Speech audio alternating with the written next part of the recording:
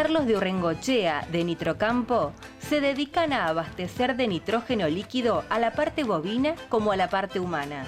El titular de la firma se refiere al tema. La empresa nuestra es Nitrocampo. Nos dedicamos a abastecer de nitrógeno líquido tanto a todo esto que es la parte bovina como también a la parte humana.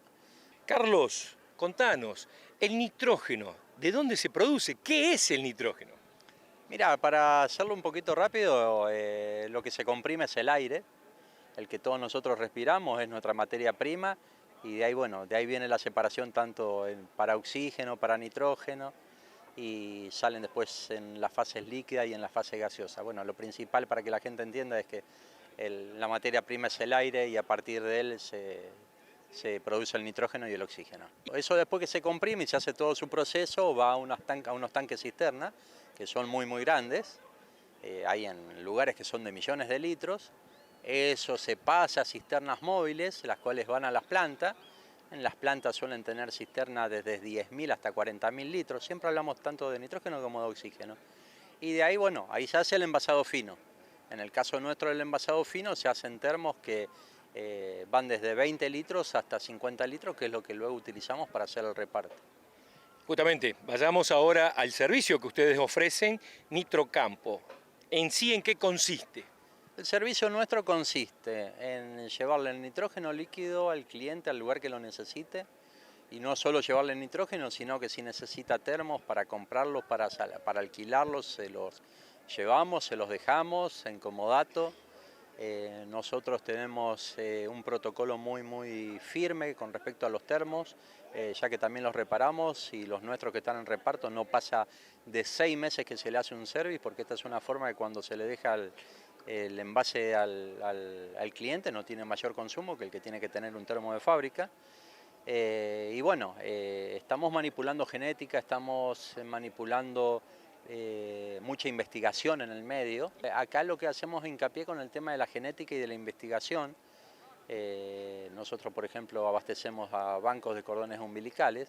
Es que si a vos hoy te falta una bolsa de cemento, la pared la podés empezar a hacer mañana o el mes que viene, parás una obra.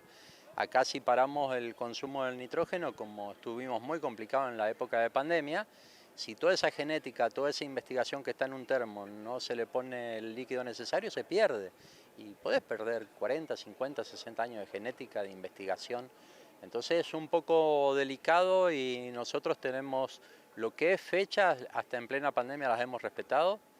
Y el protocolo de llegar en tiempo es totalmente muy serio, porque no se puede dejar nunca que se le pierda una muestra a un cliente. Carlos, ¿cómo llegan ustedes en este caso a los cabañeros, a los productores con lo que ustedes producen? Mirá, yo hace 40 años que estoy en esto. Y todo empezó muy de a poco, que había alguien que necesitaba nitrógeno y no tenía cómo conseguirlo.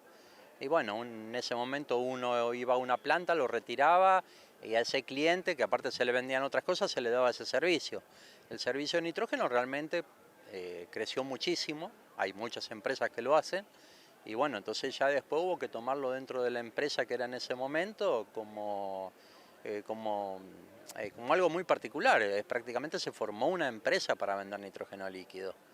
Y de ahí en más la cantidad de termos fue creciendo, siempre crecimos de la mano de la parte bovina, y bueno, con los años el desarrollo del nitrógeno fue como dijo una vez un señor, que había una empresa que se llamaba La Oxígena, que en unos años iba a llamar La Nitrógena, porque decía que el consumo de nitrógeno para miles de cosas iba a ser mucho mayor, y bueno, y realmente acertó, porque hoy por hoy el consumo que hay del nitrógeno, el nitrógeno se utiliza hasta para inflar gomas de aviones, autos de carrera, y para todo este tema de conservación, que cada vez son más las cosas que hay que conservar.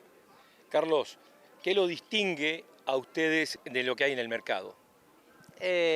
Nosotros lo que tratamos de ver es nuestro horizonte, nuestro rumbo, y nuestro rumbo siempre está con la palabra servicio. No nos consideramos vendedores de nitrógeno, sino que nosotros lo que hacemos es vender un servicio.